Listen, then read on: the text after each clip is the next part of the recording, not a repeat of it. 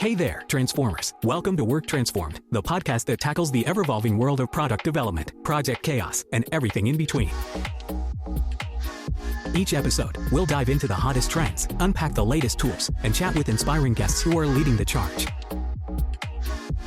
So, buckle up, get ready to transform your work, and let's do this. Hey, Transformers. Welcome to another episode of Work Transformed. I am your host today, Jackie Bittner. Alongside me is my forever friend, Thomas Lenore. Say hi, Thomas. We gotta become like a permanent fixture in the podcast. It really brings me it brings me a lot of joy to constantly tell everyone that you're my friend. And so for today's episode, we are going to dive in and start talking about our experiences with cross-functional collaboration and truly what it means to work with other areas of the business that aren't in your wheelhouse. And so we're going to just go with the flow here and figure out where we're going to start. I did want to mention briefly that a lot of like our beginnings, or at least my beginning, maybe you hold me honest, Thomas, with this like cross-functional world or like helping teams figure out how to work together has really been in like the tech space or software development space, because there's always a need for our engineering team to be able to collaborate with our product team, to be able to collaborate with maybe project managers that are working with stakeholders. And so it really started for me at that like very granular level. And so I wanted to learn from you, Thomas, where did your experience with working with other departments begin? Well, I think I can go back to we talked about first jobs recently. I think in all of my jobs, I have to work collaboratively across functional departments, especially like when I worked in the hotel. In the hotel, the food and beverage, I guess we were technically one department, but it was like a lot of sub teams within there. It's like the kitchen, which is where I worked. There are the servers and the front of the house staff who's like has a totally different incentive structure, totally different priorities, etc. Then there's the banquets team who's like also has a different incentive structure and different priorities. And there's also the front desk, which you wouldn't expect to have to interact with the kitchen, but sometimes they were like events sure. Yeah.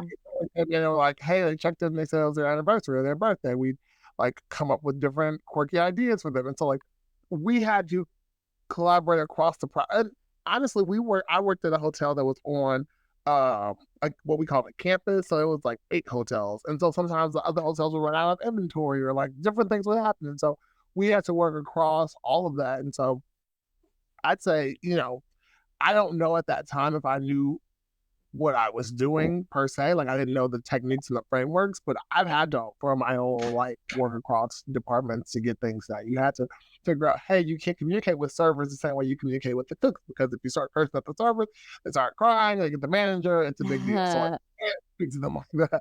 But at the same time, like you have to be stern with the people in the banquets because they're going to keep telling you like they need more food. And contractually, they only bought so much food. So you can't say yes. You have to say like, nope, here's what we're going to do and problem solve. And so I would say, wow. Yeah, I think that's an interesting call out. Like, because I think a lot of us probably have worked cross-functionally without like really noticing that that's happening. We just are getting the job done. Absolutely. Yeah.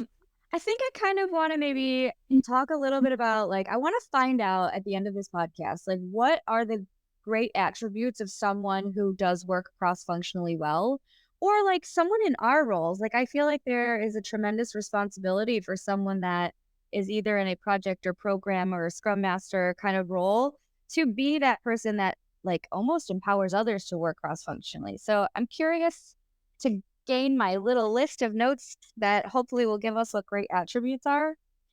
And I think I also later on want to take it in a different direction, or maybe we can go in that different direction now. You just tell me where we're going, and I'm going to buckle up for the rest. There's definitely no agenda today, everyone. We are just rolling with the punches here.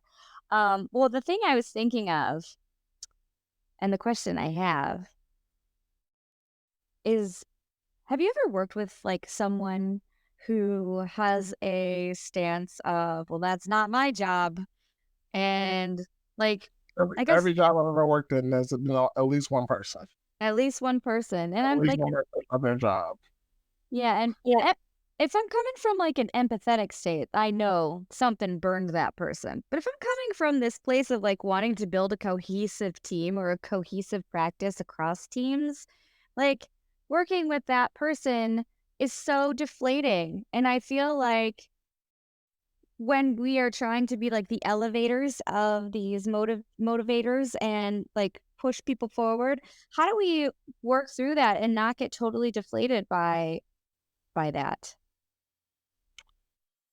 For me, it's really starting from a place of meeting someone where they are. I was gonna say a place of empathy, but you already said that. So, like for me, the empathy is meeting them where they are. Like I'm not gonna react negatively. I'm not gonna get upset. I'm going to try to meet you where you are from your place of understanding.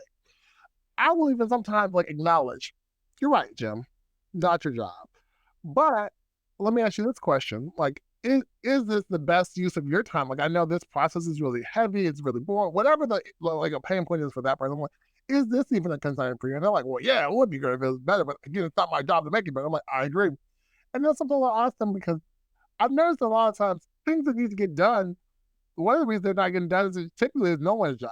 Every now and then it's someone's job, and that person's just not doing a good job. But like a lot of process improvement doesn't technically fall into anyone's job description. But like, Jim, I hear you, not your job. Whose job is it? Like, who should we be working with, you think, to get this done? And like, they'll pause and they'll think about it. I'm like, well, I really don't know. And it's like, well, what's the harm? Like, what if we try this thing? And so I move away from like, can you make a new thing or fix the process or do something differently to like, what if we just tried this? Because no one, you just told me it's no one's job, so no one's gonna get upset with us. Like, what's the worst that happens if we try this? And then I think it helps make it feel like there's a lower barrier to entry because it's not like fix the problem. It's like, let's just try this one small thing. And if it works, it works. If it doesn't, it doesn't. Oh man, so the not my job people could possibly be the people that help us find the gaps, which then helps us with a new opportunity to collaborate on how we're going to close this gap. Like that's what I interpreted from Jim. Yeah. Jim's gonna help us. I thought James was our disruptor. Well, this might be a different type of disruptor. Maybe like James is not the only disruptive person that works here. There's a lot of them. But yeah, I think it's really like getting the person to buy in without knowing that they're buying in. Because the thing is, usually when someone tells you it's not their job, like they've already committed in their mind that like, I'm not going to be a part of this. Like, I'm not going to help. So you can't ask them to help any more times because it's like, it's not my job. I'm not going to do it. Instead, you have to acknowledge that it's not their job. Tell them you hate to even bother them. Like, you really got to, unfortunately, kind of, you know, I'm trying to think of the expression I have is not PG-13. I'm trying to think of a nice way.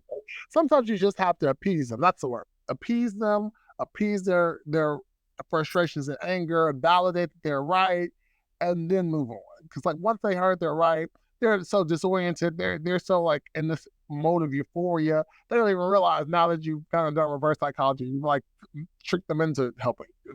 But I'm going to make ding, ding, ding.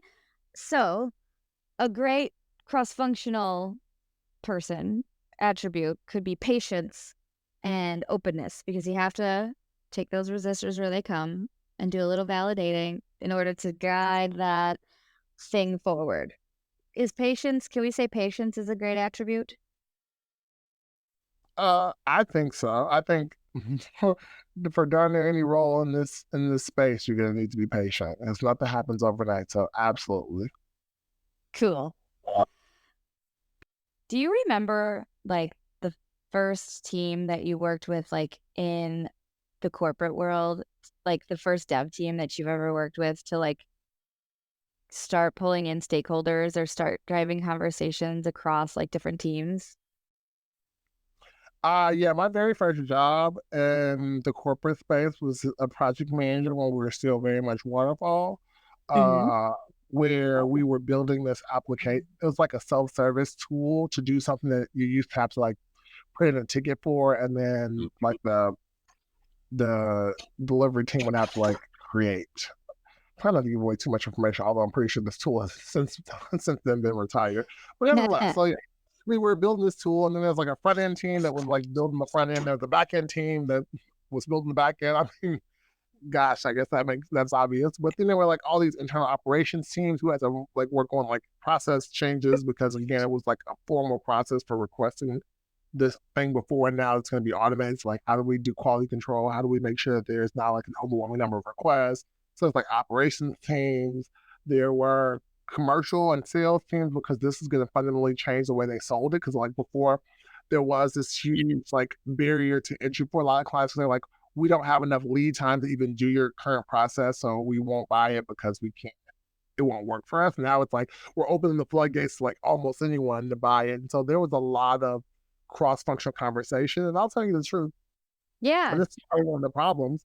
I also had no idea what it was we were building because again, I just graduated from college and I was a very smart person, but did not really understand anything about anything that I did.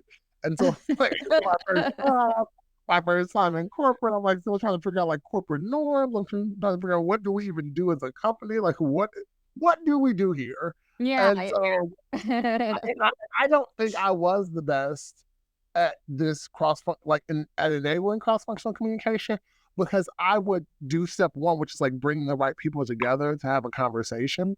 But because I was so naive to what it was the project was aiming to do, what we were trying to deliver, what each of these milestones actually meant. Like I had a spreadsheet that had all these milestones in, but I didn't know what they meant.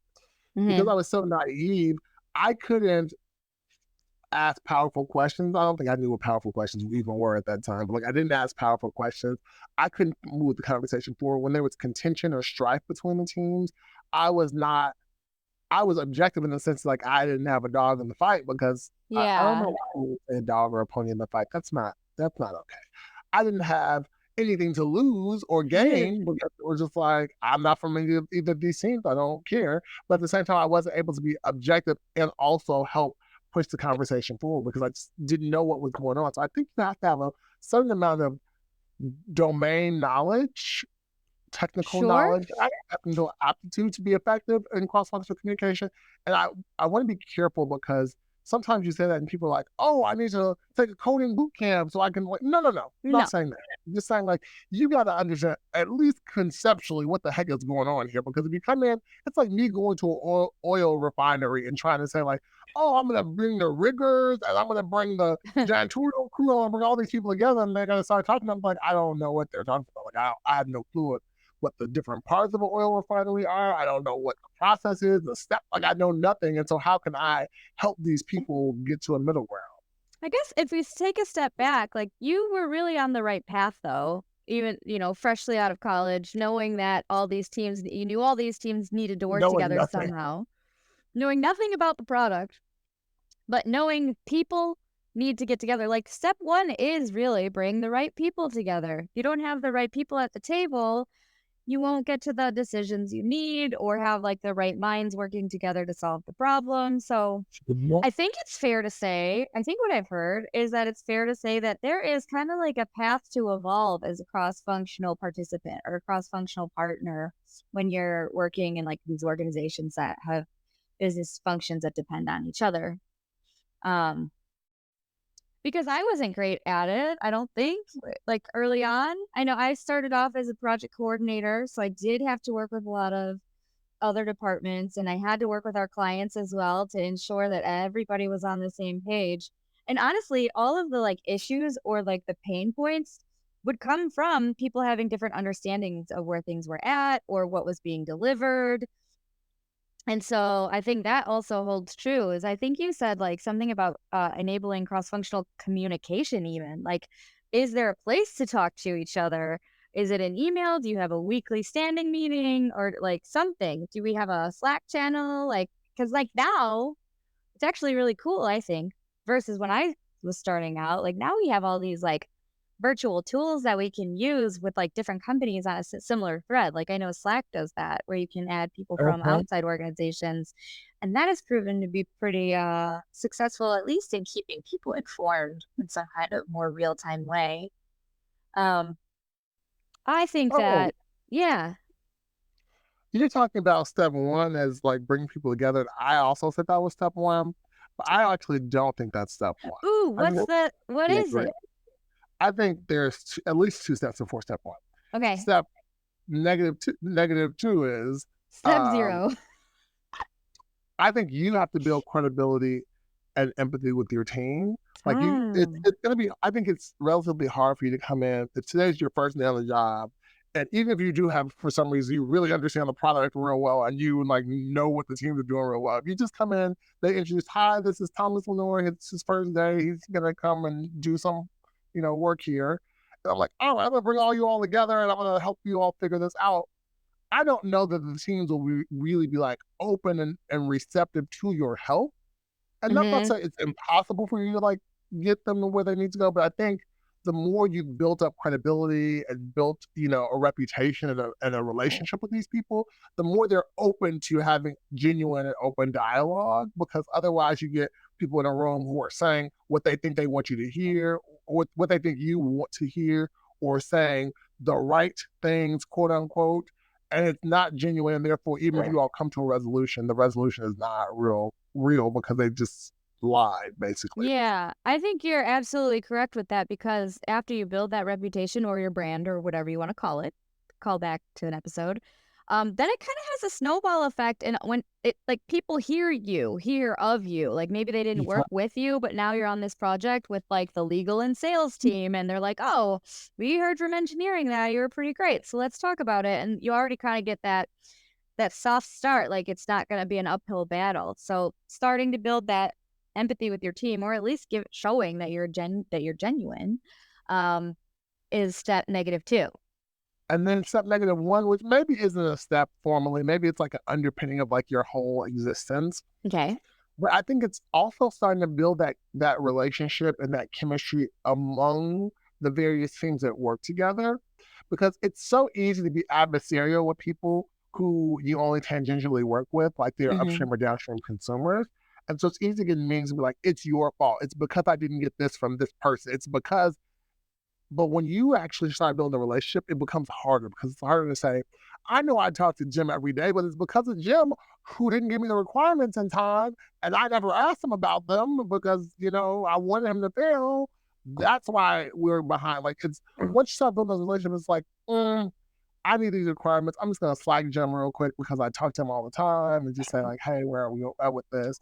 And even if Jim is behind because he's my friend, I'm like, "Okay, I understand. I get it. Here's what I can do in parallel. Or do you have anything ready that I can at least start with, even if we don't have it all?" Like, then you're more understanding. So I think that's another important thing that I take that back. I don't think it's necessarily a precursor step, but I think it's something that you need to continuously be doing Yeah. as a leader or someone who's in a transformational role or someone who's in a role where you can kind of affect how your teams interact.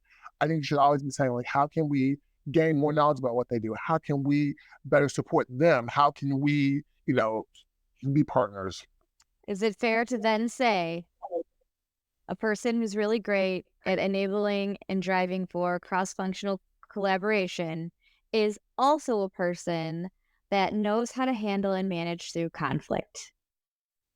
Oh yeah, because just because people are more friendly or built relations does not mean there won't be conflict. Like think about your personal dating relationships. You're in love with this person in most cases, not everyone, but most people are in love with their partner, and you still have conflict. You still have arguments and disagreements. Hopefully, you don't get to brawls. Like you don't fist fight, but like you may every now and then say something you didn't want to say or didn't mean to say or hurt their True. feelings or inadvertently say something. So like I don't want to make this utopian world where, oh, because you're friends with your colleagues or you all are close partners and talk all the time, everything will be perfect. There will still be strife, but like being able to know how to manage through the strife, knowing how to keep reminding your team that we have to assume positive intent, knowing how to even rephrase things. 'Cause I've been in meetings before where people have said some real wild SHI space, and I'm trying not to get the bleeping sound again, but that is the best way to describe it. Some wild stuff. If you do, And I know what to do. what the thing is, like, sometimes you have to take your emotion out of it because sometimes people say things that have offended even me, and I'm like, I will remember this for later. But for the moment, I will say, Janet, because I'm always putting on the man, Janet. And I apologize for people whose name starts with J, like Jackie, because it seems like I have J names, but they just come to mind so quickly. Great. Anyway, you say, Janet, I want us to be careful because what I heard you say, May, be inflammatory or maybe frustrating or maybe upsetting. And I think what you were really saying is, and then you rephrase it in a way that is more palatable and hopefully more factual or fact-based. And so again, you're not trying to change how Janet feels, but you're trying to help Janet communicate with other peers in the room in a way that they can receive, Yeah. internalize, and process. Because when you say you're an idiot, I can't receive that, internalize it, and process it in a way that's going to be constructive. Because what I'm going to say back to you is going to just up the ante. I just recently saw this thing on the old internet, and it was like the old internet, and it was a way to kind of gain a pause in a larger or conversation without like specifically saying, okay, stop.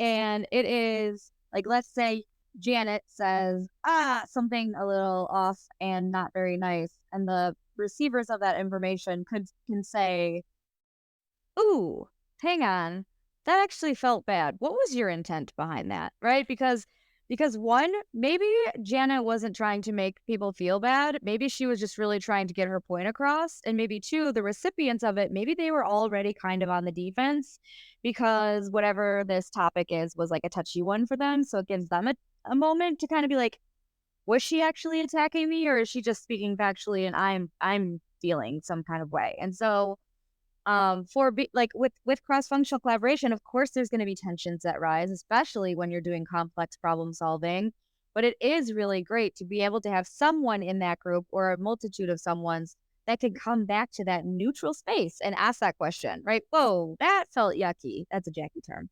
That felt yucky. What was the intent behind that? Where are we trying to get to, right? Just kind of reframe and reshift.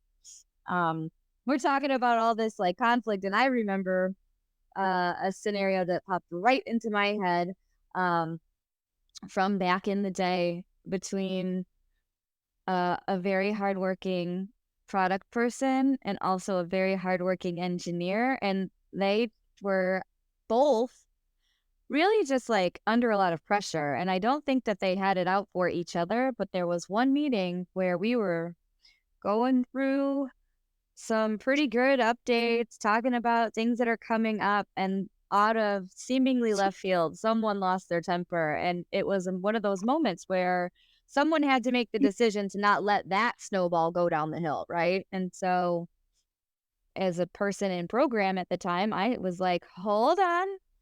Hi, everyone. I see you're upset. I know you've both been working hard. We're going to take a moment. We are going to talk through this, but we're going to and this is when I used, we are going to take a pause. And I used it as a learning moment for me. I was like, I'd like to understand where this comes from. And I'd like to understand where that came from. And then ultimately we got to, I want to understand the actions we're going to take to make this go smoother for each other. And they did. And it was great. But like, if you had fresh out of college me in that room, I would have sat back and stared. And you would have popped that popcorn and awkwardly watched as this thing exploded. Right? Holy moly. And that's why I think, like, as someone in this field or in like just corporate America or any place, I guess, in general, but we talk about like what we do for work a lot. It is an evolution of skill set, right? Like being able to work cross-functionally is part of everyone's job nowadays. And so if you don't have a ton of experience with it or things make you uncomfortable, there's so many different avenues that you could go to for professional development. Listen to our podcast on Swat It Like It's Hot to learn more about how to do that. But back to cross-functional. Do you think someone who's conflict averse could be successful in a role where you facilitate cross-functional collaboration? Ooh, that is a lovely question. Well, my gut has a reaction to that question. I have no idea what. I have no idea what it is, but go ahead. Well, I think if somebody is conflict adverse, I still think that they could be great at cross-functional collaboration because not liking it, not feeling good about it doesn't mean you can't grow in it or get, mentored in it and figure out how to navigate it. Now, maybe it ultimately, when you're like, looking at your career holistically, will influence like the direction you want to go. But I think you can be like super conflict adverse and be good at cross-functional collaboration because honestly, personally, I get like super nervous during conflict, but I think I manage it well because I've done the practice of figuring out, all right, how do we come back to neutral? How do we get back to the facts? How do we de-escalate, the room? And so I think the answer to your question seems like it's a leading no, but I think the answer is actually yes. It's interesting you say you get nervous in conflict because I would never have guessed that. Like I've worked with you in contentious situations and you seem very like, it feels like natural. Well, Or it thank you. seems to me like it's natural. How you just lean into the powerful question in that moment, how you lean into like taking a moment to reset the energy in the room or whatever. And then I again to pat myself on the back, I have been told I am natural in contentious situations. And I'm always like, really? I don't feel like I'm doing the best job.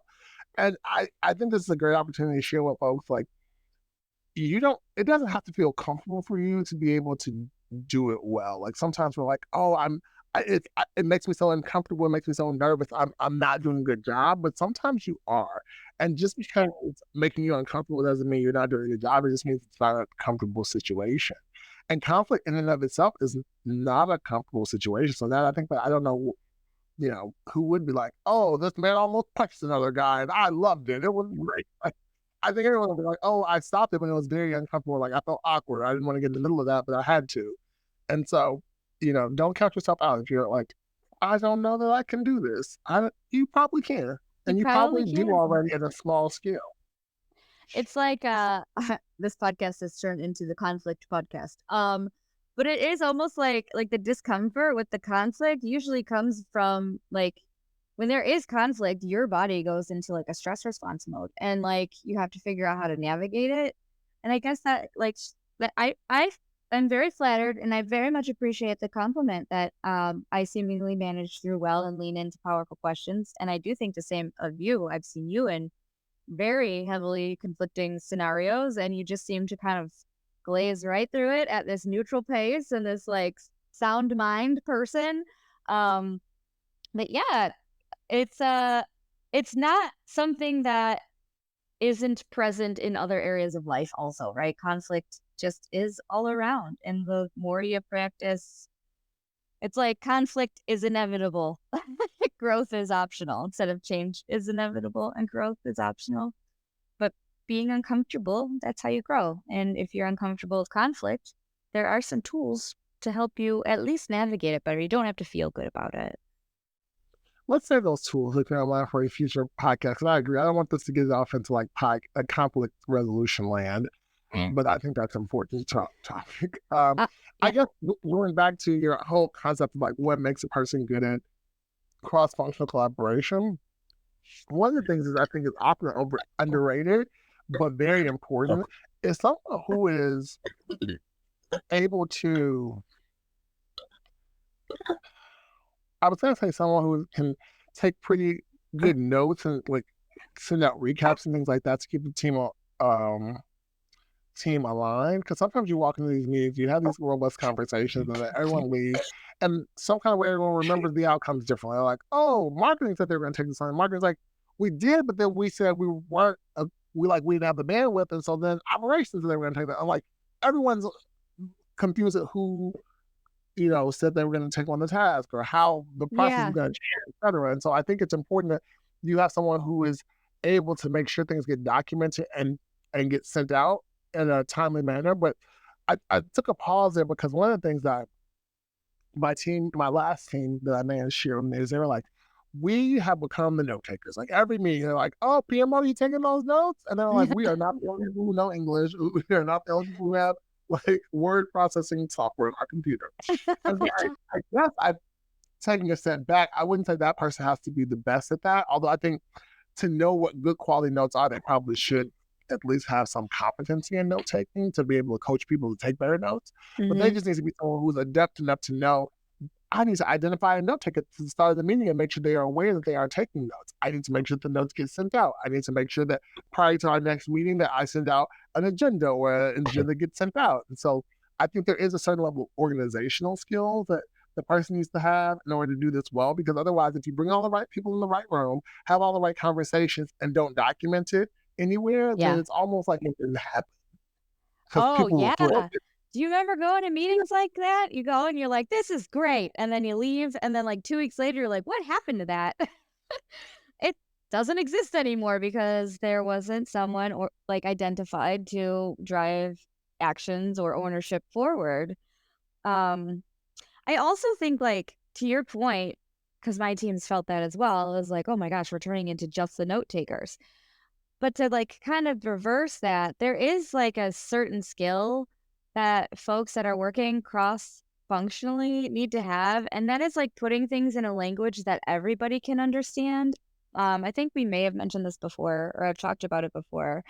But like I'm a big fan of the term Jackie terms because it really helps like some of those teams that don't oftentimes work together, like legal and sales or like even engineering and operations sometimes. Like sometimes these things seem organic to the person that's in that space, Uh-huh. but there's so many times when they just don't understand what they're actually saying or what they're like trying to get to. And so a person that can really like take something complicated or seemingly complicated and communicate it simply and clearly and predictably, like if it's like, let's say notes from a meeting that happens recurring, like I think that's a huge asset to get others comfortable to open them up to ask questions because then they'll start to do work with that like foundational language together. Like everybody will start speaking on the same thing. And then if you need to take some one-offs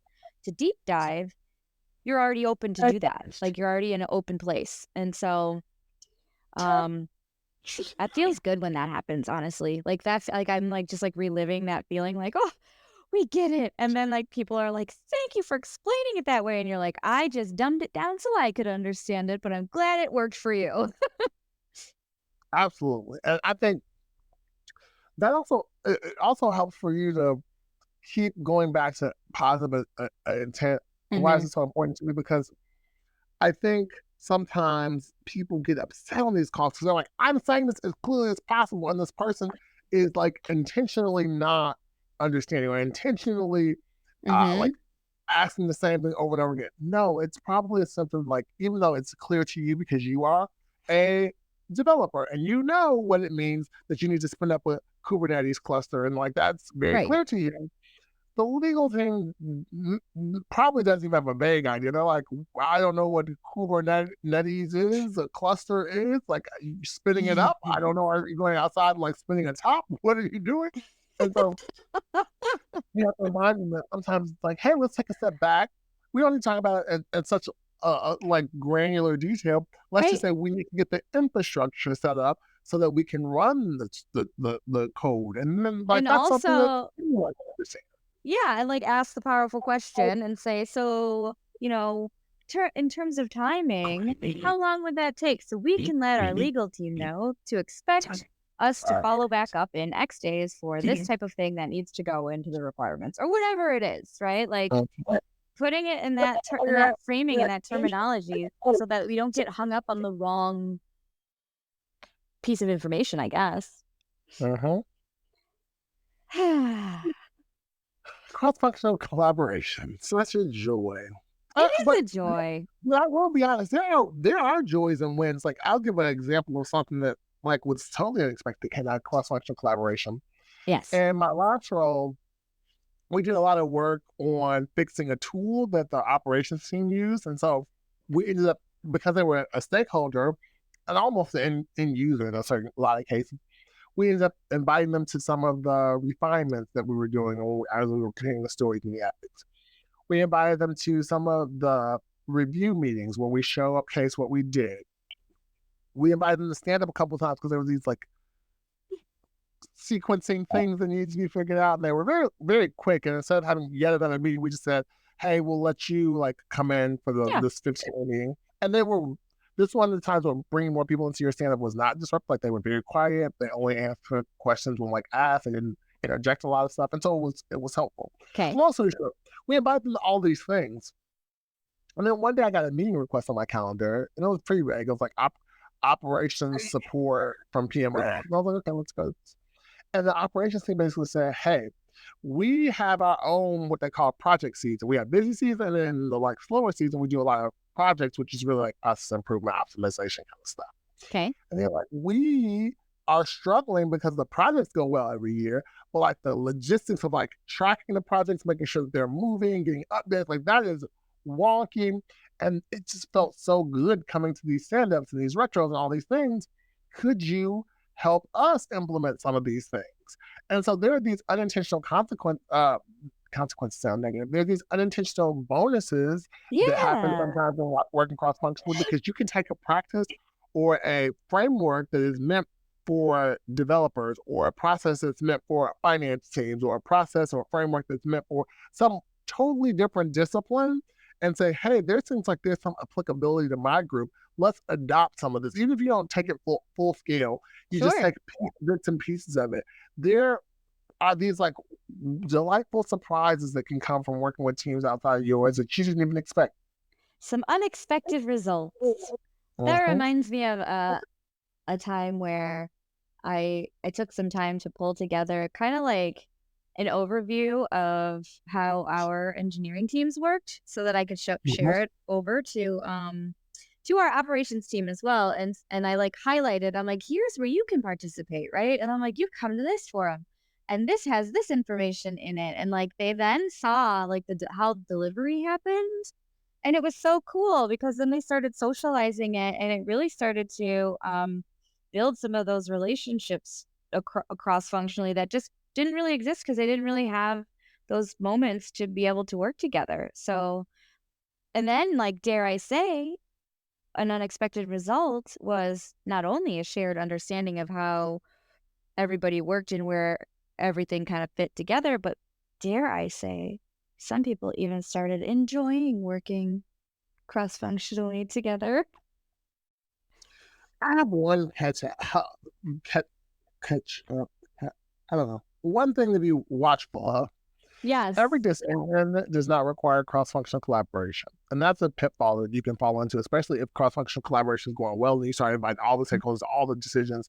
And Mhm. sometimes things are department specific, or sometimes, though it will impact other people and they should be made aware of the decision once it's made, some decisions are within your span of control to make. You have already consulted these people, you've already gotten background, you have this intel, like you just need to sit down, or your team just needs to sit down and make that decision.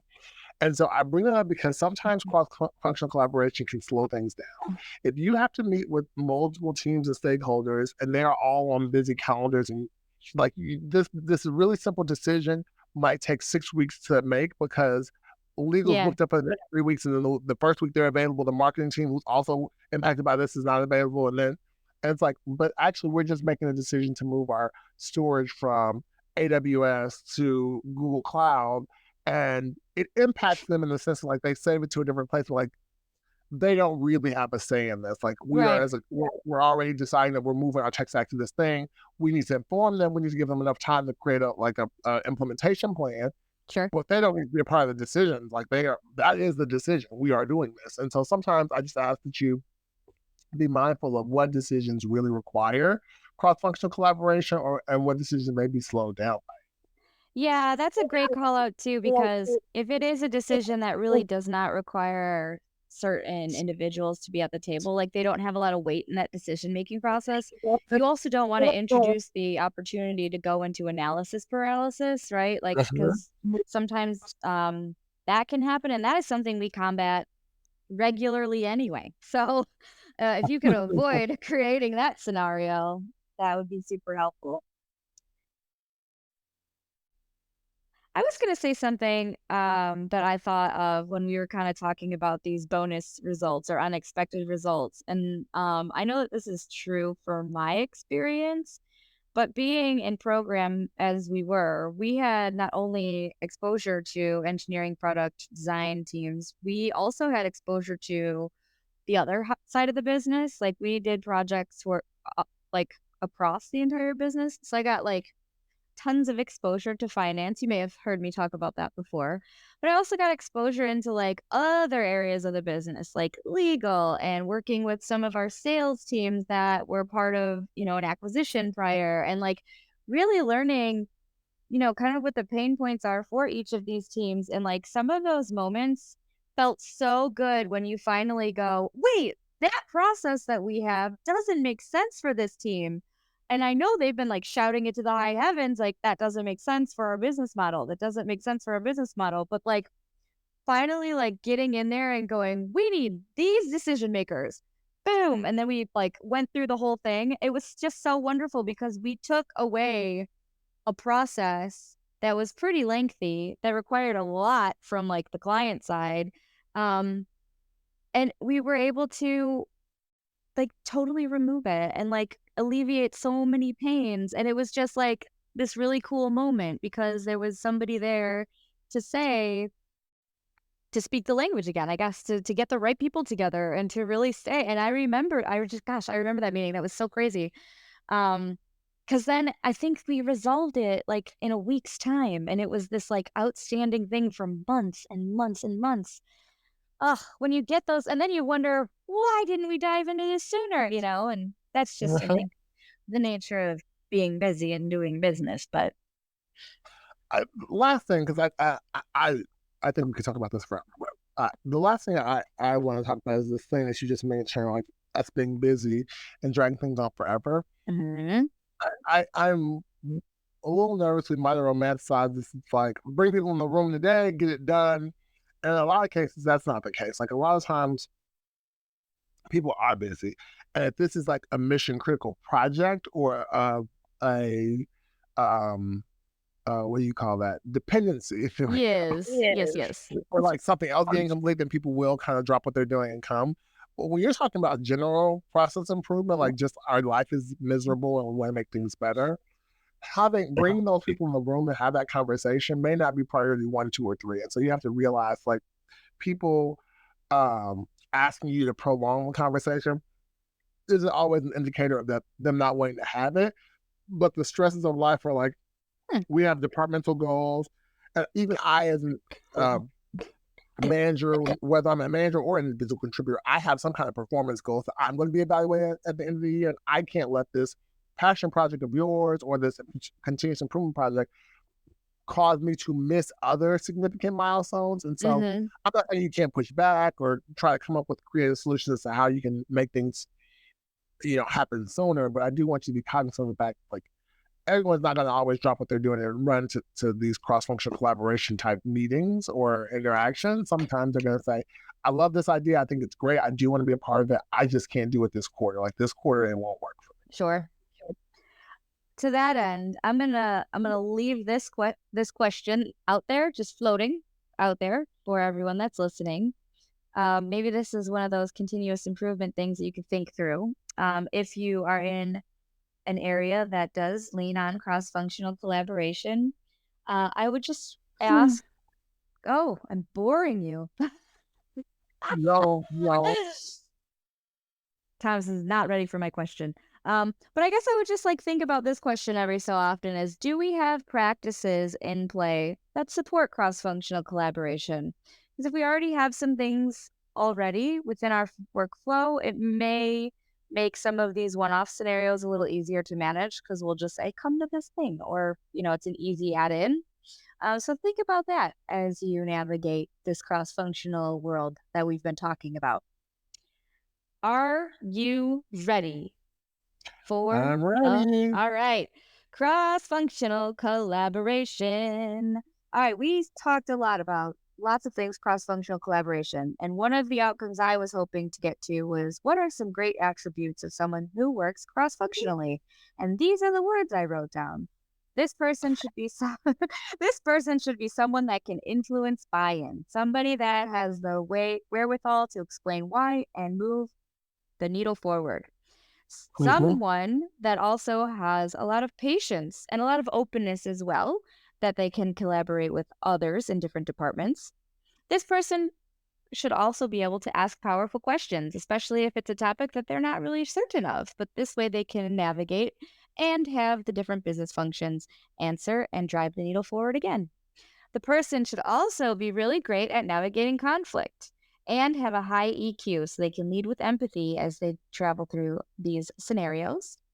And lastly, this person should be able to communicate simply, clearly, and have organizational skills, or to know who should be communicating simply and clearly as you're making decisions and going forward. What did I miss from the attributes? I don't think a person has to be kind to themselves. You're not going to win every battle. Sometimes you're going to do your absolute best, and it's going to go south, and that's okay. As long as you try and you learn from whatever, missteps you make, that's all you can do. That's true. That's all you can do.